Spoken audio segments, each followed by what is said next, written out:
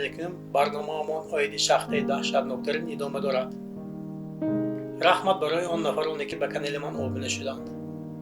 از دیگران نیز خواهش میکنم به کانال من آبونه شوید. لایک و پخش زنگوله را فراموش نکنید. کامنتاری حالتان را به زیر این نوار نویسید. اینک برای چی شخصی دهشتناکترین گفتیم. در آنجا مردم مردگیان، بنابراین در این باره هیچ کس گپ نمیزند. تماشابینان گرامی، اگر شما دارای دل سوز و ترسانچک باشید، دوام برنامه برای شما نیست. و بینندگانی که دلیلند و دل قوی دارند، تماشای خوش خواهانم.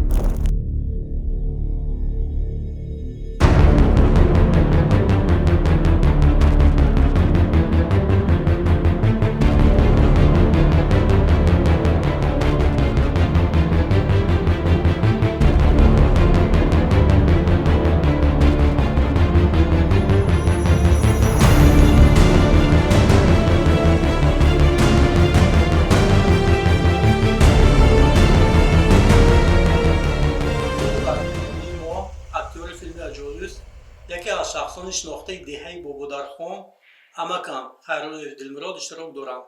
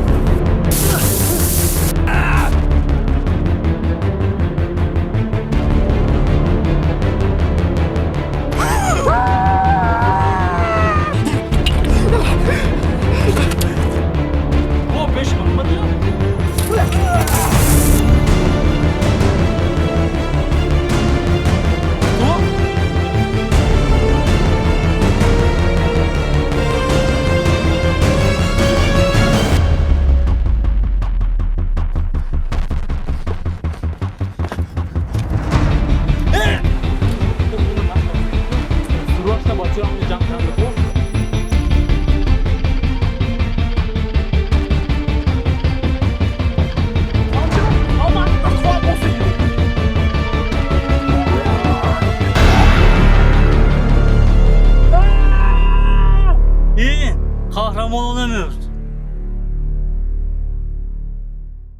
Assalomu alaykum Amaljon aziz. شما را به برنامه‌مان خیر مقدم میگویم. علیکم السلام جان عزیز و تماشابینان گرامی، من خیلی می‌ندانم که مرا به این برنامه دعوت کردید. امالجان، البته من از تحقیقات‌های خود به خلاصه آمدم که صحبت‌ها با مردم این دهه آیدی شخصه یگان برتری نداد.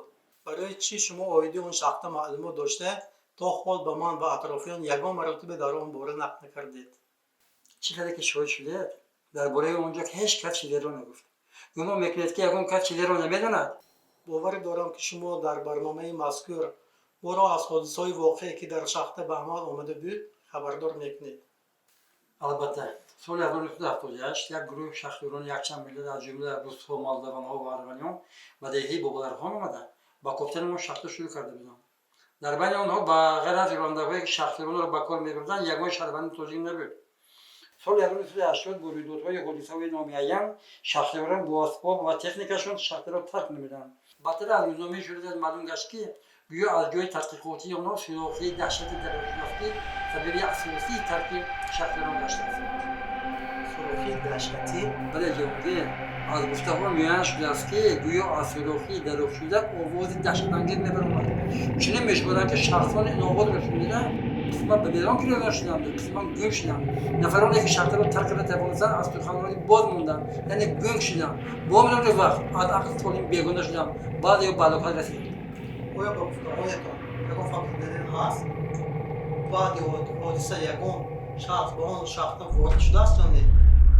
اویدی فقط دلیل من یگان چیزی نمی‌توانم، لیکن نفرانی که به شخص وارد شدند از شخص نبرآمدند یا اگر برآمده باشند هم به کسری گرفتار شده در مدت خیلی کوتاه وقت دیدند.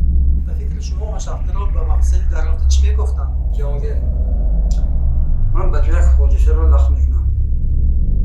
سال 1984 من در شهر گوشم فعالیت رانندگی داشتم. روز موافق فرمایش من میهمانانی که از مسکو آمده بودم از فرودگاه شهر خوجند به شخصی دهه بابادرخان که در نزدیکی باغ مردش قرار داشت بردم. موافق خواهششون من автомобیل رو نزد شخصی داشته اونها رو اینطور میکشیدم. در این گذشته یکی از اونها شتوبه برگشت. خوش کرد که او را به فرودگاه برم. رنگ و نورش کنده بود. هوای بدنش میگرفت. وقتی که ما به فرودگاه برگشتیم، او به من یک دست صدا داد و گفت که من این واقعه را به هیچ کس نگویم. این روز باره اولی حادثه ادوان من برآمد. این همان طلاست؟ بله. سالها گذشت و من این طلا را صرف نکرده در پنهان نگاه می‌داشتم. این برای من ظاهر یک درد بود. این طلا را گیر برای زندگی صرف کنم. اما شخصی را فراموش کردم. با اونجا نرم. نه، اما من نمیدونم که این هدیه را شما گرم. جان چیزی که من گفتم این برای من ظاهر نه. این یک درد که من چندین سال باز از آن میکشم. تو باید این رو بگیری.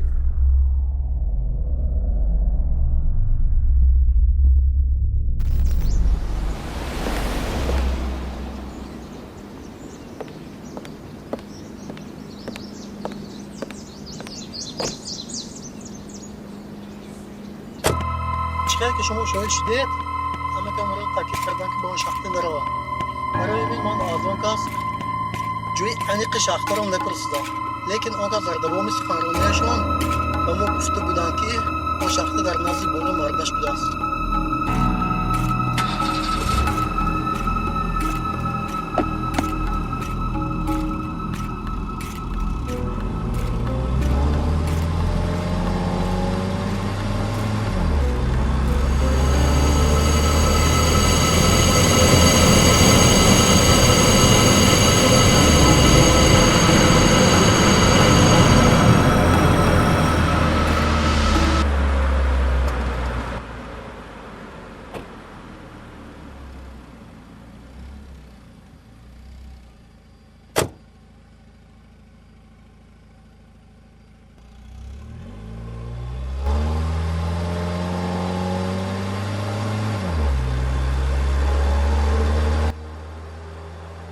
آفرین، در رفتی سودی.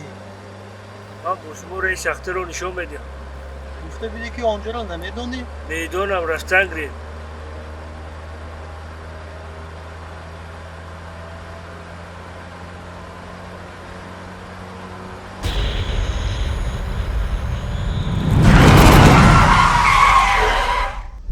فارغ توی همچیو؟ رفتیم.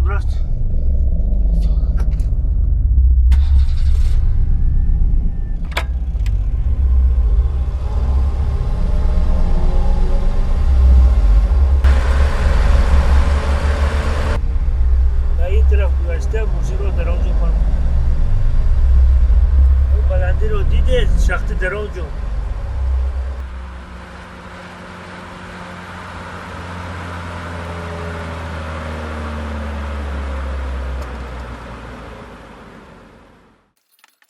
فارغ اکنون مگه جو مروی؟